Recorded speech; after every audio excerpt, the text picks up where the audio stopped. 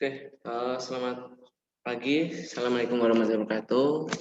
Eh, Kembali lagi untuk pertemuan selanjutnya di web design. Kali ini kita akan coba belajar mengenal tools kita yang dulu sudah, yang pertemuan sebelumnya sudah saya jelasin bahwa kita akan bermain dengan tools yang namanya Adobe Experience Design. Ya.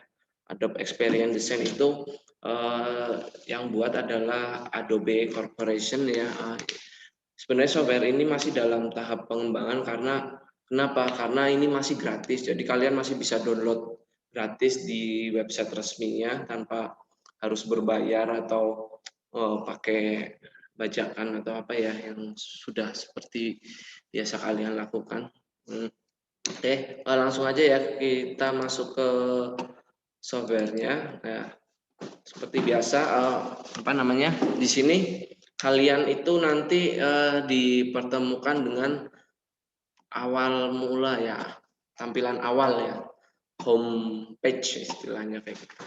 Tampilan home-nya dari si XD ya. Di sini nanti ada beberapa setting pengaturan ya, maksudnya ada beberapa setting untuk ukuran layar yang akan digunakan ya. Kayak gini ya. Ini kalau kamu klik iPhone itu nanti ukurannya berapa ya. Jadi kalian nanti mendesain sebuah UI web ya atau nantinya untuk apps itu kalian harus mengetahui ukuran-ukurannya atau bisa jadi custom size kayak gini ya. Mungkin biar kamu tahu bahwa aturan bakunya dari mana, ini biasanya kayak gini. Bentar, saya share dulu. Nih, bentar, ini belum saya share ya berarti ya. Bentar. Oh, ini stop share dulu. New share aja wis ini. Ya, browser saya mana? Oh ya ini. Oke ya, ini biar kamu tahu ya bahwa dalam mendesain website ya, yang nantinya juga untuk apps juga kamu juga harus tahu media ukurannya ya. Ukurannya yang berapa. Nah, ini kalau kamu di browser di Chrome atau di apa Mozilla, Firefox atau di Opera ya, kamu nanti bisa lihat di sini. Kamu klik ini bagian pojok atas ya, yang titik 3 itu, klik terus kamu masuk ke sini, developer tool ya.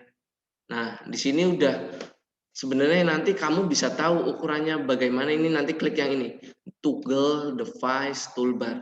Kamu bisa lihat di sini. Nah, ketika diklik ya, ini bisa dikecilin dulu. Nah, ini ada ukuran-ukurannya ya. Ini adalah ukuran dasar perangkat-perangkat yang sudah dikenali atau sudah dijadikan acuan. Nah, ini kalau websitenya benar-benar responsif, ini nanti bisa ngikuti ya, bisa ngikuti ukurannya. Kalau nah, ini misal digedein tuh ya. Jadi nanti ngikuti. Misal kita buka Facebook aja, Facebook. Nah, ini ya. Facebook ukuran layar ini di sini kamu lihat ya, ketika saya besarkan ukurannya besar ya. Nah, ini itu nanti mengikuti ya. Tuh. Ya. Kalau pakai ukuran perangkatnya nih misal iPad Pro nah kayak gitu ya. Jadi kayak gitu ya. Ini yang harus kamu pahami dulu bahwa ukuran-ukuran dalam website itu kayak gini ya.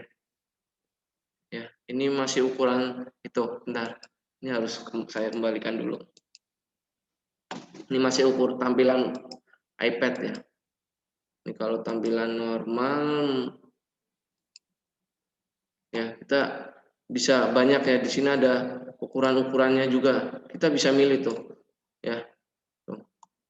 Kita mau masukkan semua juga bisa ya. Jadi nantinya kita bisa desain kita itu nggak sampai apa namanya nggak sampai itu nggak sampai keluar dari ukuran baku. Kenapa? Karena kalau desainnya tidak sesuai ukuran, biasanya tata letak dari si website itu kurang beraturan. Kayak tadi contohnya ya, ini tadi misal di halaman apa ya namanya di, bentar.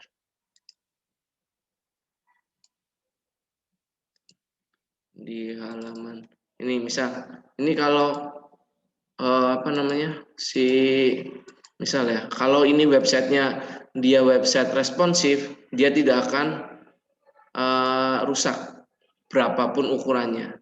Nah ini kan kayak gini. Dan yang dimaksud responsif ya kayak gini. Ketika ukurannya berubah dia akan mengikuti ya ukuran terus ya. Bahkan sampai fontnya pun bisa ya. Fontnya yang dari 12 jadi 10, 8 kayak gitu semakin kecil. Bisa. Nah, ini yang dimaksud dengan responsif ya. Oke. Lanjut ya kita masuk ke UI-nya. Nah, di UI ini ada ukurannya ya. Biasanya normalnya untuk perangkat web itu sebenarnya kita masuk di sini di tengah 1366 sama 768. Kenapa? Ya, karena di perangkat web itu nanti bisa apa namanya? Ini ukuran layar tengah-tengah ya, maksudnya tengah-tengah itu eh, kita belum tahu pasti layar yang akan kita pakai atau pengguna pakai itu berapa besarannya. Nah, standarnya layar itu biasanya segini ya, 1366 kali 768. Nah di sini biasanya acuan dasar. Tapi kalau kamu pengen benar-benar spesifik, sebenarnya kamu bisa melakukan penelitian sih ya kaitannya dengan apa ukuran-ukuran websitenya ya. Kita masuk ke sini nih, coba nanti ya tak tunjukin bentar ya bahwa ada yang namanya website yang bisa menganalisa apa namanya biasanya ya setiap website itu nanti menganalisa siapa pengunjung kita ya di sini siapa pengunjung kita itu nanti keluar juga apa namanya keluar itunya siapa itunya siapa perangkat siapa yang dipakai kayak gitu loh siapa yang pakai kayak gitu ini misalnya bentar. Browser nggak mau saja ini rusak nah, Wetri School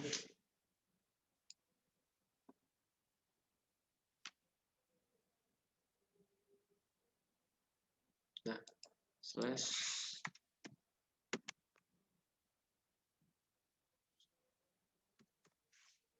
oh gini aja kita cari di Google aja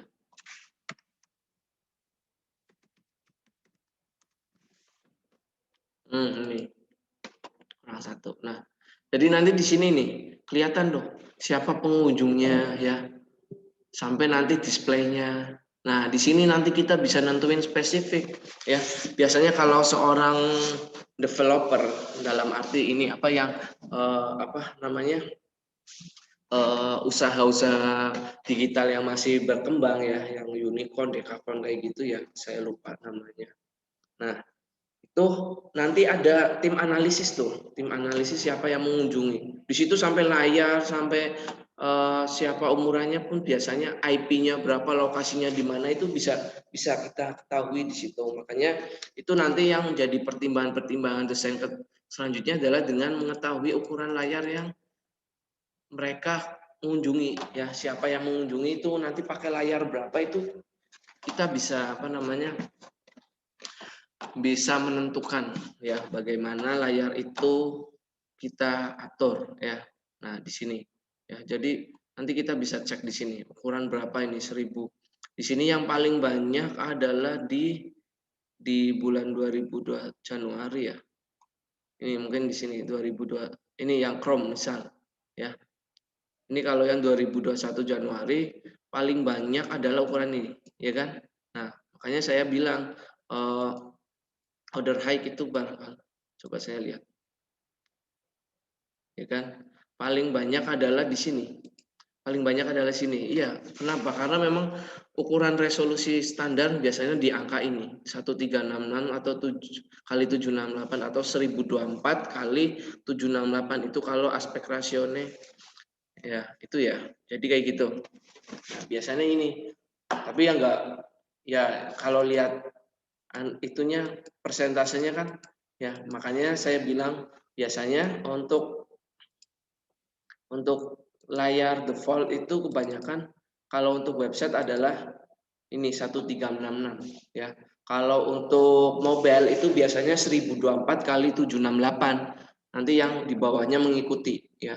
Biasanya kayak gitu, tapi ini bukan patokan resmi ya, atau bukan sebuah patokan pasti ya.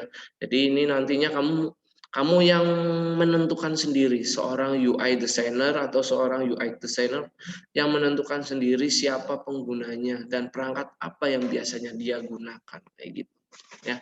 Oke, kita masuk ke halamannya ya. Ini saya pilih yang 1366. Oh ya, sebelumnya kamu harus menyiapkan ini ya, XD-nya ya. Silahkan kamu download, silahkan kamu install XD-nya. Untuk versi terserah ya. Saya nggak menentukan versi berapapun ya. Yang penting eh, itu XD ya. Karena nanti takutnya kalau kamu pakai selain XD kamu bingung di tools ininya, menu-menunya ya. Sebenarnya software prototyping lainnya pun sama ya. Hampir sama secara fungsionalitas loh ya. Secara fungsionalitas sama, tapi secara menu-menu ininya, prototypingnya atau share-nya itu biasanya berbeda. Ya, makanya barangkali kamu kebingungan ya, susah untuk adaptasinya. Makanya kita samakan dulu. Kita pakainya ini XD. Kalau saya pakainya versi ini. Bot XD ini. Versinya ini ya.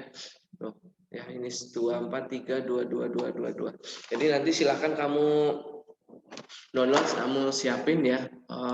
Oke, untuk pertama ya, ketika masuk awal di halaman websitenya ya. Jadi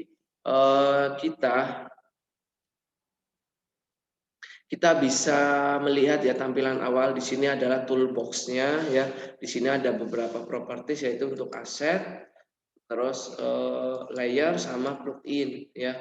Kalau aset itu nanti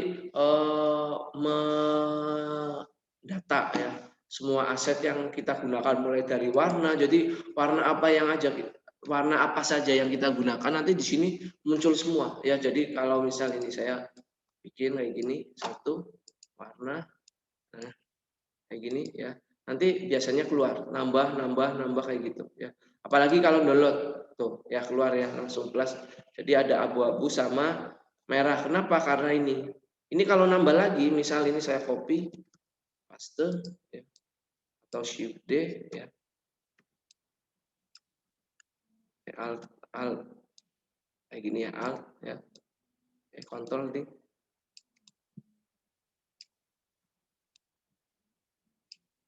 Alt ya. Tuh kalau ngopi, misal ini saya ganti hijau. Nah, ini nanti berubah lagi. Ya, ini nanti berubah lagi, nambah ya. Kayak gitu ya. Maksudnya ini nanti informasi layer warna ya. Jadi kamu bisa nentuin palette warnanya nanti kalau kita sudah masuk di ini propertiesnya. Oke, selanjutnya adalah ini warna karakter style. Ini kalau kita pakai font-font yang akan digunakan nantinya ya. Misal ini saya teks ya, Lorem Ipsum. Oke, misalnya gini ya. Nanti ini kalau diklik keluar ya. Saya pakainya font GUI. Ini kalau diganti, misal saya mau jadi Roboto. Nah, ini ya. Nanti ini diklik lagi keluar ya. Jadi semua font yang sudah dipakai nanti keluar. Ini kalau komponen itu ini nanti semacam objek ya, objek yang nanti bisa kita sisipkan micro interaction ya. Nanti apa bedanya nanti saya jelaskan dulu. Nanti saya jelaskan nanti. Intinya kayak gitu ya. Selanjutnya adalah nanti di sini kalau ini toolbox normal ya. Ini untuk pen yang bentuk bebas ya. Jadi kalau kamu mau grafik-grafik apa, kamu bisa edit-edit sendiri di sini ya. Kayak gitu. Jadi kamu bisa edit sendiri ya.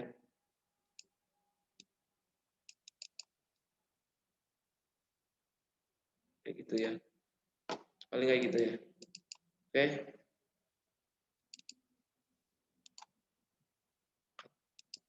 Nah, ya. Kalau T untuk menulis ya. Artboard itu kalau kita mau bikin ini halaman baru lagi ya. Ini kalau manual ya, artboard itu namanya halaman baru. Ini halaman kerja kita itu namanya artboard ya. Jadi jangan sampai salah ya. Kalau ini untuk objek kotak, bundar, segitiga seperti biasa ya. Kalau mau kotak kita tinggal tambah kontrol, kita tambah ini shift ya. Kalau memang kotak sempurna, kalau memang bebas silakan bebas saja ya. Lingkaran pun sama ya. Kalau mau lingkaran sempurna ya gitu, termasuk segitiga dan sebagainya, termasuk line ya. Kita mau bikin line ya, itu di situ ya. Kalaupun untuk warna ya, ini nanti bisa kita lihat di properti 11-nya ya. Nanti saya jelasin dulu ya. Nanti saya jelaskan nanti. Oke. Selanjutnya di sini. Ini kan ada artboard nih ya. Bawahnya tadi ya di aset ya. Ini ada artboardnya. Nah, di sini nanti menyimpan properties yang sudah digunakan.